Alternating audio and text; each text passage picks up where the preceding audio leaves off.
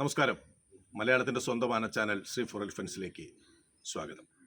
ഇന്ന് ഞായറാഴ്ച നമ്മുടെ ഒരു പുതിയൊരു പ്രൈം എപ്പിസോഡ് വരേണ്ട ദിവസമാണ്. പക്ഷേ തീർത്തും അവിചാരിതമായ സാഹചര്യത്തിൽ പുതിയ എപ്പിസോഡ് തയ്യാറായിട്ടും നമ്മൾ മറ്റൊരു വീഡിയോ നിങ്ങളിലേക്ക് എത്തിക്കുവാൻ നിർബന്ധിതരാവുകയാണ്. ആനലോകത്തെ എക്കാലത്തെയും ഏറ്റവും വലിയ വിപ്ലവകാരി, രക്തരൂക്ഷിതമായ വിപ്ലവത്തിലൂടെ മനുഷ്യവർഗവുമായി സന്ധിയില്ലാ സമരം നയിച്ച ഒരു ആന വിപ്ലവകാരി, അതായിരുന്നു മുതുമലമൂർത്തി. പക്ഷേ ആ മുതുമലമൂർത്തി ഇന്നലെ നമ്മോട് വിട പറഞ്ഞിരിക്കുന്നു. കലാപകാരിയായി നടന്ന കാലത്ത് ഏതാണ്ട് 23-ലധികം പേരെ കൊലപ്പെടുത്തുകയും അതിനുശേഷം മനുഷ്യരുടെ പിടിയിലായി മനുഷ്യർക്കൊപ്പം സഹവസിക്കാൻ തുടങ്ങിയതോടെ സ്വഭാവത്തിൽ വളരെ വലിയ മാറ്റം വന്ന് അസലൊരു ഗാന്ധിയനായി മാറുകയും ചെയ്ത മുതുമലമൂർത്തിയുടെ സ്വഭാവം, മുതുമലമൂർത്തി എന്ന ആന, അത് മനുഷ്യരാശിക്ക് മുന്നിൽ എല്ലാ കാലത്തും ഒരു അത്ഭുതം തന്നെയാണ്. നമ്മൾ നേരത്തെ ചെയ്തിട്ടുള്ള മുതുമലമൂർത്തിയുടെ വീഡിയോ അതുകൊണ്ട് തന്നെ ഈ ഒരു അവസരത്തിൽ പ്രിയപ്പെട്ട പ്രേക്ഷകർക്ക് മുന്നിലേക്ക് ഒരിക്കൽ കൂടി എത്തിക്കുകയാണ്. ഈ വീഡിയോ നിങ്ങൾക്ക് ഇഷ്ടമാകുന്നുണ്ടെങ്കിൽ നിങ്ങളുടെ സുഹൃത്തുക്കൾക്ക് ഇതൊന്ന് ഷെയർ ചെയ്താൽ ഏറ്റവും സന്തോഷം. നമ്മുടെ ഈ ചാനലും നമ്മുടെ വീഡിയോസും അതൊക്കെ നിങ്ങൾക്ക് ഇഷ്ടമാവുന്നുണ്ടെങ്കിൽ, ഇതിൻ്റെ ഒരു ശൈലി നല്ലതാണ് എന്ന് നിങ്ങൾക്ക് തോന്നുന്നുണ്ടെങ്കിൽ സബ്സ്ക്രൈബ് ചെയ്യാൻ താല്പര്യമുള്ളവർ സബ്സ്ക്രൈബ് ചെയ്യുക. അതോടൊപ്പം തന്നെ ലൈക്ക് ചെയ്ത്, കമൻറ്റ് ചെയ്ത്, ഷെയർ ചെയ്തൊക്കെ നമ്മളെ സഹായിക്കുക. ശ്രീ ഫോർ എലിഫൻസിൻ്റെ ഇൻസ്റ്റാഗ്രാം, ഫേസ്ബുക്ക് പേജുകൾ കൂടി ഒന്ന് ഫോളോ ചെയ്താൽ വളരെ വളരെ സന്തോഷം.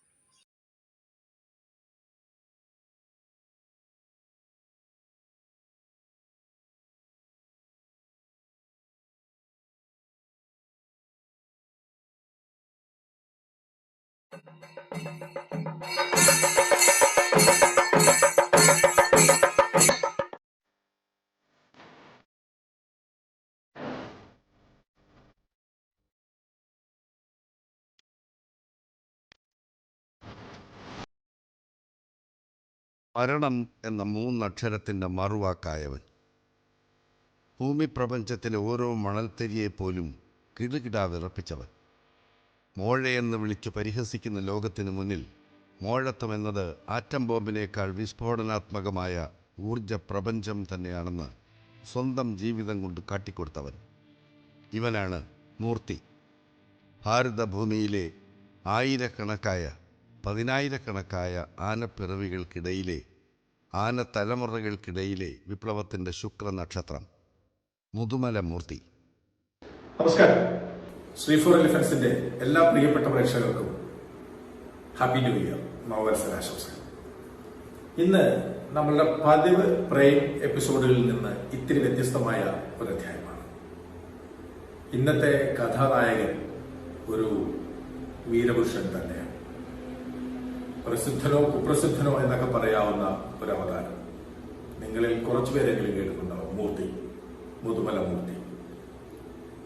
കാട്ടാനയായിരുന്നപ്പോൾ മനുഷ്യരോട് ഒളിപ്പോർ യുദ്ധത്തിന് തയ്യാറായ മൂർത്തി കൊന്നു തള്ളിയത് എണ്ണമറ്റ മനുഷ്യരെയാണ്.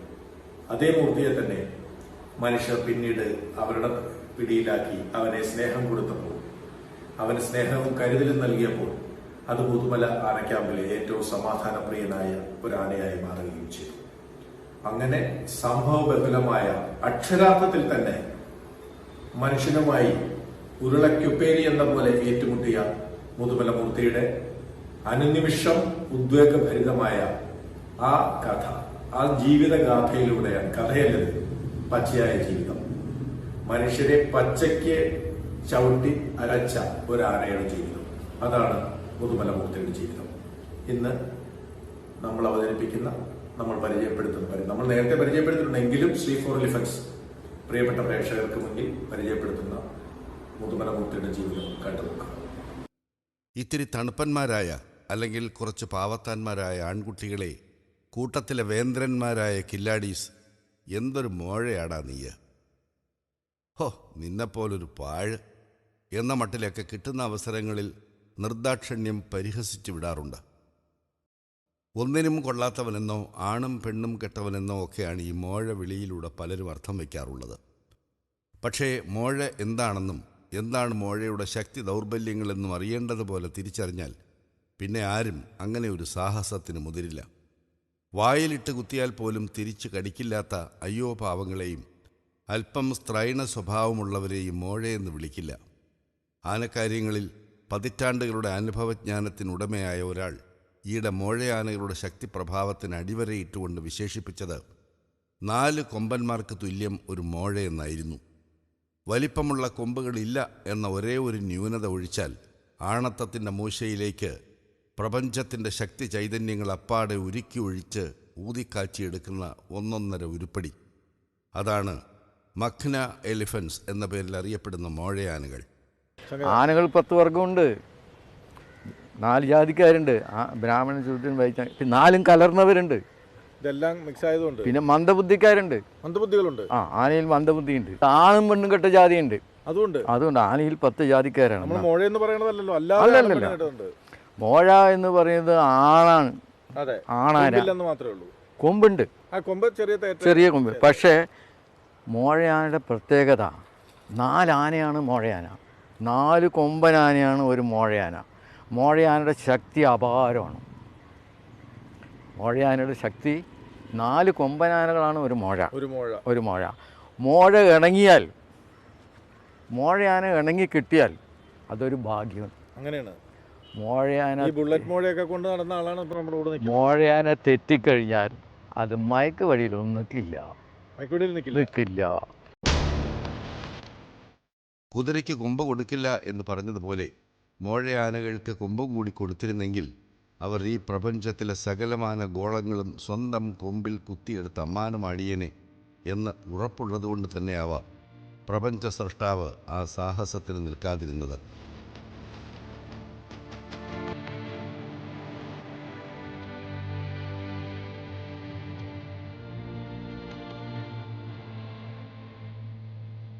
വീറിൻ്റെയും വാശിയുടെയും നേരാങ്ങളമാർ, ഉശിരിൻ്റെ ഉടൽപ്പിറപ്പുകളായ ഉഗ്രസ്വരൂപന്മാർ, അതാണ് മോഴച്ചേട്ടന്മാർ. ഗുരുവായൂർ ആനക്കോട്ടയിൽ നിലകൊള്ളുന്ന ബാലകൃഷ്ണനും ലക്ഷ്മണനും തൊട്ട് 16 18 പേരെ അരുങ്കൊല ചെയ്ത ബുള്ളറ്റ് മോഴയും ഉൾപ്പെടെ നമുക്ക് ചുറ്റും തീപ്പൊരി ചിതറിച്ച മോഴപ്പരമ്പരയിലെ എക്കാലത്തെയും ഏറ്റവും വലിയ ടെറർ ദാദോങ്കി ദാദ.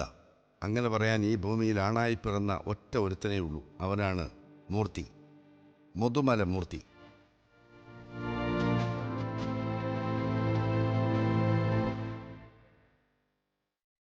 ബന്ദിപ്പൂർ വൈൽഡ് ലൈഫ് സാങ്ച്വറിയുടെ ഭാഗമായ തെപ്പേക്കാട് മുതുമല ആന ക്യാമ്പിലെ സൂപ്പർ താരവും മുഖ്യ ആകർഷണവുമാണ് ഇന്നത്തെ മുതുമല മൂർത്തി.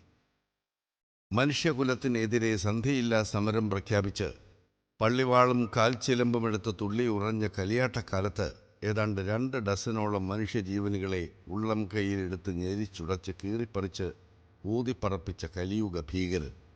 അന്നത്തെ ആ തീ തുപ്പും കാലത്ത് ഏതെങ്കിലും ഒരു മനുഷ്യാത്മാവ് അറിഞ്ഞോ അറിയാതെയോ ഈ ഉഗ്രമൂർത്തിയുടെ മുന്നിൽ ചെന്നുപെട്ടാൽ മരണത്തിൻ്റെ കണക്കിൻ്റെയും കണക്ക് പുസ്തകത്തിൻ്റെയും കാവലാളായ ചിത്രഗുപ്തൻ ആ നിമിഷം ഹതഭാഗ്യനായ ആ മനുഷ്യൻ്റെ പേരിന് നേരെ ചുവന്ന മഷി കൊണ്ടൊരു വെട്ടുവെട്ടും എന്ന് വെച്ചാൽ അയാളുടെ കാര്യം കഥം ഹോഗയ.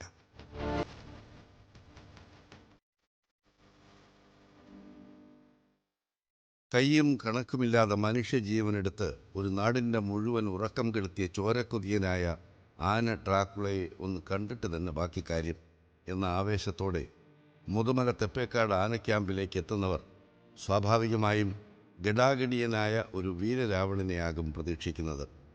ചോരക്കണ്ണുകളും നീണ്ടുവളഞ്ഞ കൊമ്പുകളുമായി കാലൻ്റെ ബ്രാൻഡ് അംബാസഡറായി സേവനമനുഷ്ഠിച്ച ഒരു ആന രാക്ഷസനെ പ്രതീക്ഷിച്ച് നിൽക്കുന്നവർക്ക് മുന്നിലേക്ക് യഥാർത്ഥ മൂർത്തി കയറി വന്ന് ഹലോ ഞാനാണ് മൂർത്തി എന്ന് സ്വയം പരിചയപ്പെടുത്തിയാലും നമ്മൾ സമ്മതിക്കില്ല.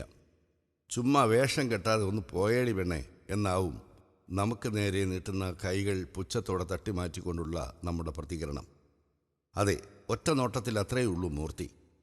കാര്യമായ പണിയൊന്നും എടുക്കാതെ പട്ടുചേലയ്ക്കുള്ളിൽ തുള്ളിത്തുളുമ്പുന്ന ശരീരത്തിൻ്റെ ധാരാളിത്തവുമായി ആടിക്കുഴഞ്ഞ് നടകൊള്ളുന്ന തെറ്റില്ലാത്ത ഒരു തമിഴത്തി, അല്ല ഒരു ആനക്കൊച്ചമ്മ. ഒടുവിൽ ആനക്യാമ്പിലെ ഏതെങ്കിലും ഒരു സീനിയർ പാപ്പാൻ വന്ന് ആ മിസ്റ്റർ കൊച്ചമ്മയുടെ കഴിഞ്ഞകാല വീരകൃത്യങ്ങൾ ഒന്നൊന്നായി പറഞ്ഞു തുടങ്ങുമ്പോൾ കേട്ടു നിൽക്കുന്നവരുടെ ഉള്ളംകാലിൽ നിന്ന് ഉച്ചാം തലയിലേക്കൊരു പെരുപ്പ് കയറാൻ തുടങ്ങും. ഞരമ്പുകളിലെ ചോരയോട്ടം ഇത്തിരി നേരത്തേക്കെങ്കിലും ഒന്ന് അനക്കമറ്റ് ശ്വാസം അടക്കി പിടിച്ചു നിൽക്കും. പ്രപഞ്ചത്തിൻ്റെ സർവാധികാരി തങ്ങളാണെന്നും ഈ ഭൂമിയിൽ ഒരു ഇല അനങ്ങണമെങ്കിൽ കൂടി അത് തങ്ങളോട് ചോദിച്ചിട്ട് മതിയെന്നുമുള്ള ധിക്കാരവുമായി മതിച്ചു പുളച്ചു നടന്ന മനുഷ്യവർഗത്തോട് കാലങ്ങളോളം ഒറ്റയ്ക്ക് നിന്ന് പോരടിച്ച ഈ കറുത്ത സൂര്യൻ ആടിയതത്രയും ചെന്തീപ്പൊരി ചിതറിയ കനലാട്ടങ്ങൾ.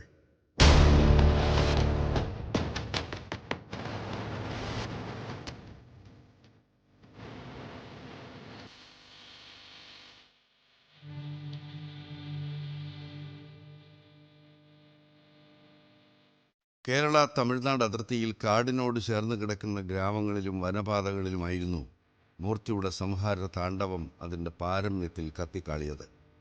മൂർത്തി എന്ന ധീരനായ പോരാളിയുടെ മുറിച്ചുരികയ്ക്ക് മുന്നിൽ ഏറ്റവും അധികം മനുഷ്യ ജീവനുകൾ പൊലിഞ്ഞു തീർന്നതും ഇവിടെ തന്നെ.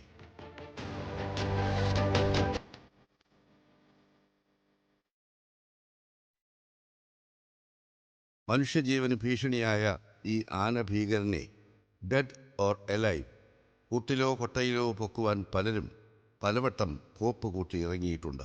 പക്ഷേ കൊമ്പില്ലാ കൊമ്പനായ ഈ ആനച്ചാത്തനെ പിടിച്ച് കുപ്പിയിൽ അടച്ചിട്ടേ തിരിച്ച് വീടിൻ്റെ പടി ചവിട്ടൂ എന്ന് പ്രതിജ്ഞ ചെയ്തെത്തിയ അധികം പേരെയും പടി ചവിട്ടിക്കാതെ പൊതിഞ്ഞു കെട്ടി വീട്ടിലേക്ക് എത്തിച്ച ചരിത്രമാണ് മൂർത്തിക്ക് പറയാനുള്ളത്.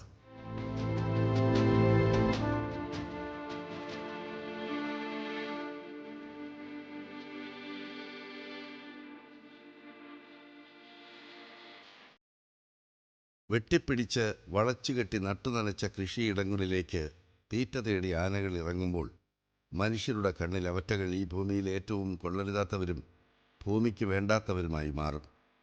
2 ചോട് വാഴ ചവിട്ടി മെതിക്കുമ്പോൾ, അല്ലെങ്കിൽ 2 മൂട് തെങ്ങോ കവുങ്ങോ തള്ളുമ്പോൾ അവർ ശപിക്കപ്പെട്ടവരും ചാകാൻ വിധിക്കപ്പെട്ടവരുമായി മാറും. അതിക്രമിച്ചു കയറിയ കാട്ടുവാസികളെ ആട്ടിപ്പായിക്കാനുള്ള ആൾക്കൂട്ടങ്ങളുടെ ആവേശത്തിമിർപ്പിൽ പെട്രോൾ മുക്കി കത്തിച്ച തുണിയും കത്തിച്ച ടയറുമൊക്കെ ആനയുടെ ദേഹത്തേക്ക് എറിയും. കുപ്പിച്ചില്ലും തകരച്ചീളുകളും നിറച്ച മുടക്ക് വെടികൾ കൊണ്ട് ആനയുടെ ദേഹത്ത് കോലം വരയ്ക്കും.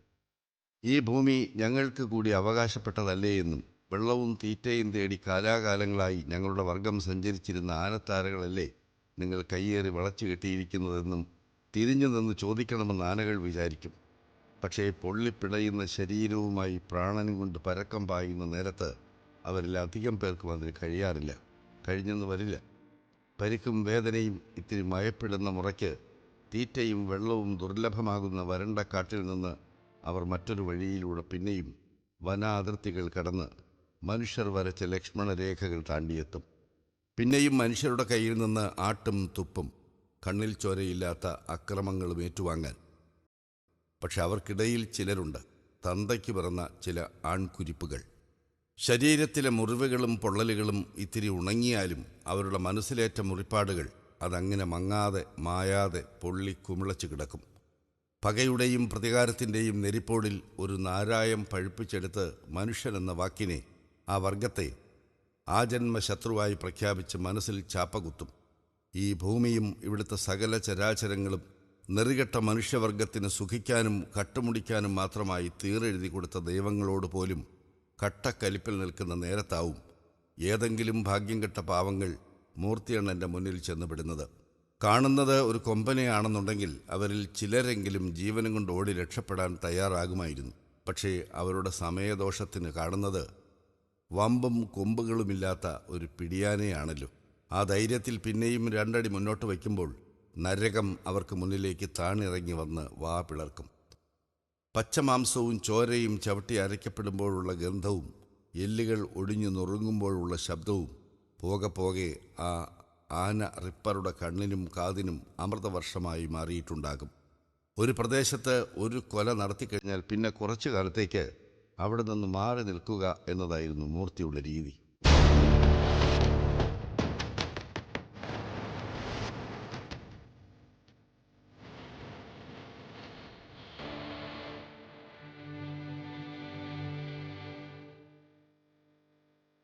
ഇക്കാലമത്രയും ഏറ്റുവാങ്ങിയ അടികളുടെയും വെടികളുടെയും കടുപ്പത്തിൽ കാലമാടൻ എവിടെയെങ്കിലും വീണ് ചത്ത് ചീഞ്ഞിട്ടുണ്ടാകും എന്ന് ജനം ആശ്വസിച്ചിരിക്കെ മറ്റൊരിടത്ത് മരണം പത്തിവിടർത്തും. ചത്തത് കീചകനെങ്കിൽ കൊന്നത് ഭീമൻ തന്നെ എന്ന് പറയും പോലെ ചവിട്ടി അരയ്ക്കപ്പെട്ട അടിച്ചു നുറുക്കപ്പെട്ട മൃതശരീരത്തിൻ്റെ ദാരുണ അവസ്ഥ കണ്ടാൽ തന്നെ ഉറപ്പിക്കാം ഇതിന് പിന്നിൽ മൂർത്തിയുടെ കൈകൾ തന്നെയെന്ന്. മനുഷ്യവർഗവുമായുള്ള അവസാനമില്ലാത്ത പോട്ടാപോട്ടികൾക്കൊടുവിൽ 1998 ജൂലൈ 12 മൂർത്തിയുടെ ചരിത്രപ്രസിദ്ധമായ കീഴടങ്ങൽ. വെറുപ്പിൻ്റെയും പകയുടെയും തീ തുപ്പുന്ന തോക്കുകൾ മാത്രം കണ്ടും കേട്ടും ശീലിച്ചിട്ടുള്ള ആ കാതലുള്ള ധിക്കാരി ജീവിതത്തിൽ ആദ്യമായി അന്ന് സ്നേഹത്തിൻ്റെയും കരുതലിൻ്റെയും ഒരു നിറതോക്കിന് മുന്നിൽ ഒരു നിമിഷം സ്വയം മറന്നു നിന്നിട്ടുണ്ടാകണം. സ്വജീവിതം തന്നെ ആനകൾക്കായി സമർപ്പിച്ച പ്രശസ്തനായ ഡോക്ടർ കൃഷ്ണമൂർത്തിയുടെ നേതൃത്വത്തിലുള്ള ദൗത്യ സംഘമാണ് ഊട്ടിക്കടുത്തുള്ള ദേവർഷോലെ ഭാഗത്തു നിന്നും ഈ ആന ആരാച്ചാരെ മയക്കുവഴി വെച്ച് പിടിക്കുന്നത്. പലരും പലവട്ടം ശ്രമിച്ചിട്ടും തോറ്റുമടങ്ങി ചരിത്രം മാത്രമുള്ളിടത്ത് വിജയക്കൊടി പാലിച്ച ഡോക്ടർ കൃഷ്ണമൂർത്തിയോടുള്ള ആദരസൂചകമായിട്ടും അദ്ദേഹത്തിൻ്റെ കൂടി താല്പര്യത്തോടെയുമാണ് ആനവിക്രമന് മൂർത്തി എന്ന പേരിടുന്നത്. കീഴടക്കപ്പെട്ട ഇരയ്ക്ക് വേട്ടക്കാരൻ്റെ പേരിടുന്ന ലോക ചരിത്രത്തിലെ തന്നെ ആദ്യ സംഭവവും ഇതുതന്നെയാകും. പിടിയിലായ ശേഷം മുതുമല തെപ്പേക്കാട് വന്യജീവി സങ്കേതത്തിലെ ആനക്യാമ്പിലേക്ക് എത്തിച്ച മൂർത്തിയുടെ ശരീരത്തിൽ നിന്നും തകരച്ചീളുകളും കുപ്പിക്കല്ലുകളുമൊക്കെ സർജറികളിലൂടെ പുറത്തെടുക്കുക എന്നതായിരുന്നു ഡോക്ടർമാർക്ക് മുന്നിൽ ഏറ്റവും കനത്ത വെല്ലുവിളി. ദിവസങ്ങൾ നീണ്ട ശസ്ത്രക്രിയകൾ, എല്ലാം നല്ലതിന് എന്ന തിരിച്ചറിവിൽ അവൻ എല്ലാറ്റിനോടും സഹകരിച്ചു. മനുഷ്യർ അവനോട് ചെയ്തു കൂട്ടിയ കൊടും ക്രൂരതകൾക്ക് അന്ന് സാക്ഷിയായവരിൽ ചിലർ അവൻ ഇത്രയെങ്കിലും ചെയ്തില്ലെങ്കിലേ അത്ഭുതമുള്ളൂ എന്നാണത്രേ വിലയിരുത്തിയത്. 1998 ആനക്യാമ്പിലെത്തിയ മൂർത്തിയുടെ ശരീരത്തിൽ നിന്നും ഏറ്റവും ഒടുവിൽ 2003 നാടൻ തോക്കിൽ നിന്നുള്ള പഴയ തിരകൾ പുറത്തെടുക്കുകയുണ്ടായി.